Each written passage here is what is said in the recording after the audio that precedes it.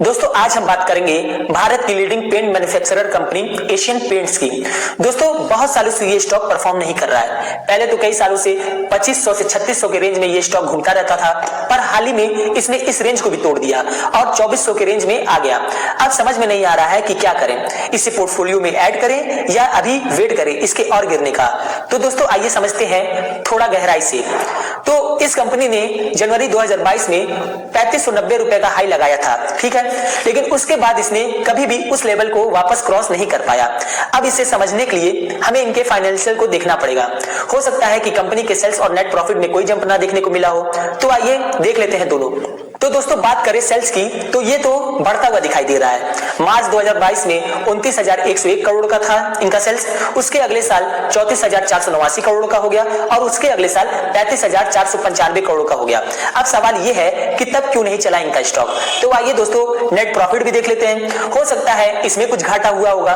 तो मार्च 2022 में इनका नेट प्रॉफिट 3,085 करोड़ का था, उसके अगले साल 4,195 करोड़ का हो गया और उसके अगले साल 5,558 करोड़ का हो गया। तो दोनों चीज तो बढ़ते हुए दिखाई दे रही है, तब आखिर क्या परेशानी हो गया जो ये स्टॉक बढ़ नहीं पाया। तो दोस्तों इसका मेन रीजन है इस कंपनी का हाई वैल्यूएशन।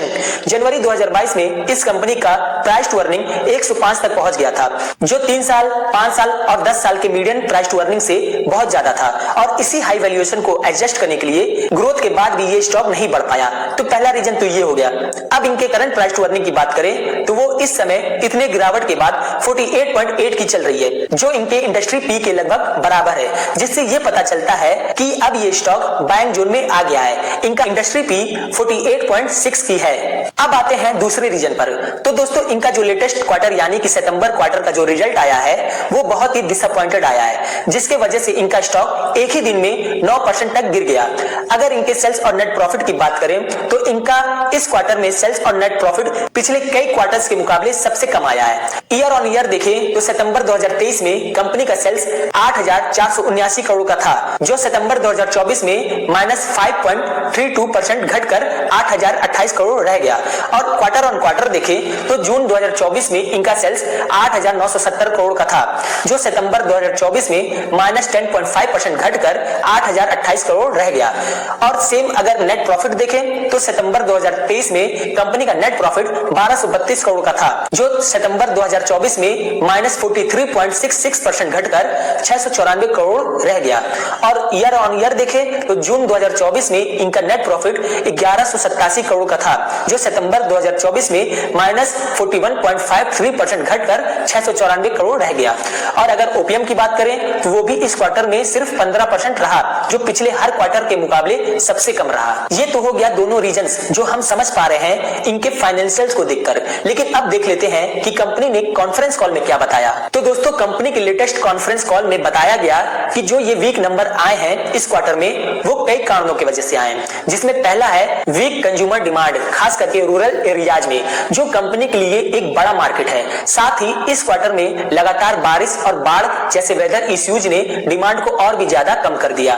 दोस्तों साथ ही कंपनी ने यह भी बताया कि इंडिया की जो डोमेस्टिक डेकोरेटिव बिजनेस है उसके वॉल्यूम में इस बार 0.5% का डिक्लाइन देखने को मिला, जिसके वजह से इस सेगमेंट का रेवेन्यू भी 6.7% घट गया। दूसरा रीजन कंपनी ने बताया कि लास्ट ईयर इन्होंने प्राइस कट किए थे ताकि इनका मार्केट शेयर और बढ़ सके। साथ ही साथ जो ये रिबेट्स देते हैं अपने कस्टमर्स को, मतलब कि कुछ डिस्काउंट, उसमें भी कुछ इंक्रीमेंट किए थे ताकि कस्टमर रिबेट्स के लालच में आकर इनका प्रोडक्ट हमेशा खरीदता रहे। लेकिन असल में हुआ क्या है, इनके वॉल्यूम में हल्की सी ग्रोथ तो हुई है, लेकिन प्राइस कट करने की वजह से मार्जिन्स कम हो गए, जिसकी वजह से इनका रेवेन्यू भी कम हो गया। और रिबेट्स में इंक्रीमेंट होने की वजह से एक्सपेंसेस बढ़ गए, जिसकी वजह से इनके नेट प्रॉफिट पर बहुत ज्यादा इंपैक्ट देखने को मिला। लेकिन कंपनी ने यह बताया है कि Q2 FY25 से प्राइस बढ़ाया गया है, जिसका पॉजिटिव इंपैक्ट हमें सेकंड हाफ से देखने को मिल सकता है। तीसरा रीजन कंपनी ने बताया कि इनका इंटरनेशनल बिजनेस कुछ कंट्रीज में प्रॉब्लम फेस कर रहा है। असल में क्या हुआ, इथियोपिया, इजिप्ट और बांग्लादेश जैसे देशों की करेंसी डीवैल्यूएट हो गई, जिसकी वजह से वहां से आने वाले रेवेन्यू में गिरावट देखी गई। मतलब इन देशों में इनका बिजनेस तो ठीक ठाक चल रहा है, लेकिन जब इन देशों की करेंसी को इंडियन रुपीज में कन्वर्ट किया गया तब पैसा कम मिला। अब दोस्तों देख लेते हैं कि ब्रोकरेज फर्म्स का क्या कहना है इस कंपनी को लेकर। तो दोस्तों कई ब्रोकरेज फर्म्स फर्म्स ने अर्निंग के बाद एशियन पेंट्स के स्टॉक को डाउनग्रेड किए हैं। इसका कारण कंपनी के वीक परफॉर्मेंस और कॉम्पिटिटिव चैलेंजेस को लेकर बढ़ने वाली चिंताएं हैं।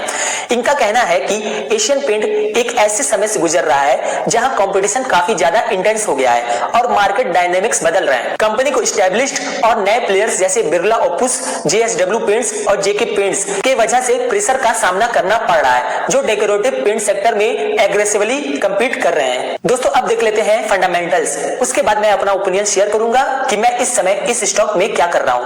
तो कंपनी का मार्केट कैप 2,30,941 करोड़ का है।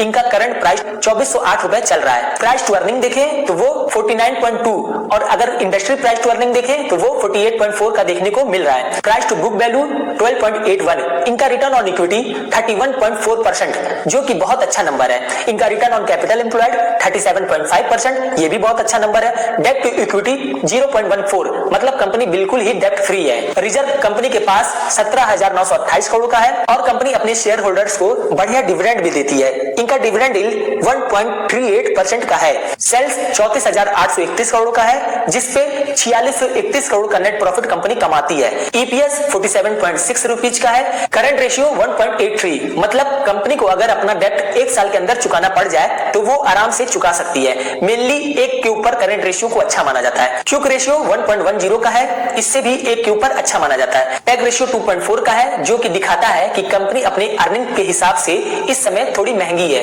अब देख लेते हैं इनका शेयर होल्डिंग पैटर्न्स। तो सितंबर 2024 में प्रमोटर्स का स्टेक कंपनी में 52.63%, एफआईआईज का स्टेक 15.28%, डीआईआईज का स्टेक 13.10% और पब्लिक का स्टेक 18.88% देखने को मिल रहा है। दोस्तों अब मैं बताता हूं कि मैं क्या कर रहा हूं। दोस्तों अगर इस स्टॉक की 10 इयर्स की हिस्ट्री देखें तो ये स्टॉक अपने हाई से कई बार 30% तक करेक्ट हो चुका है और उसके बाद इसने अच्छा खासा रैली भी दिखाया है। कोविड-19 में भी ये स्टॉक मैक्सिमम 25% तक करेक्ट हुआ था और उसके बाद कम ही समय में 150% का रैली दिखाया था और आज फिर से ये स्टॉक हमें 34% के करेक्शन पर देखने को मिल रहा है। दोस्तों इस समय इसका वैल्यूएशन भी सही लग रहा है। तो दोस्तों मैं अपनी बात करूं तो इस समय मैं अपने रिस्क कैपेसिटी के अनुसार इस स्टॉक को हर गिरावट में थोड़ी थोड़ी क्वांटिटी में अपने पोर्टफोलियो में ऐड कर रहा हूं। दोस्तों ये सिर्फ और सिर्फ मेरा ओपिनियन है। मिलते हैं नेक्स्ट वीडियो में। जय हिंद, जय भारत।